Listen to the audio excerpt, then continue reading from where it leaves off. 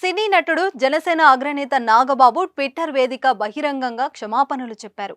ఎందుకు ఏ విషయంలో నాగబాబు సారీ చెప్పారో ఇప్పుడు చూద్దాం.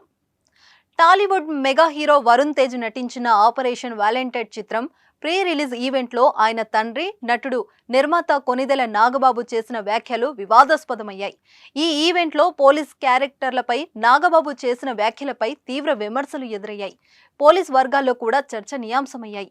వీటిపై విమర్శలు రావడంతో ఇవాళ నాగబాబు స్పందించారు. ఆపరేషన్ వాలంటైన్ చిత్రం ప్రీ రిలీజ్ ఈవెంట్ సందర్భంగా సినిమాలో పోలీస్ క్యారెక్టర్లపై తాను చేసిన వ్యాఖ్యలు ఉపసంహరించుకుంటున్నారు. సిఎంఆర్ షాపింగ్ మాల్ మన హైట్ నగర్ లో భాగ్యలత కమాన్ పక్కన ఫిబ్రవరి 29న ప్రముఖ సినీ తారలచే గొప్ప ప్రారంభం.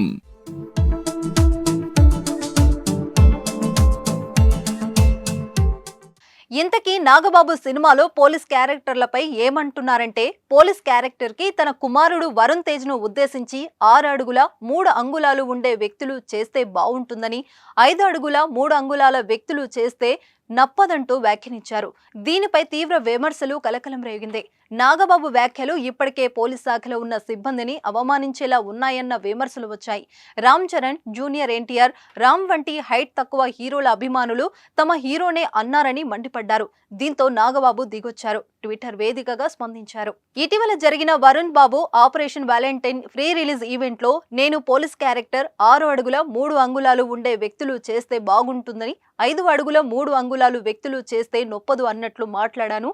ఆ మాటలు నేను వెనక్కి తీసుకుంటున్నాను.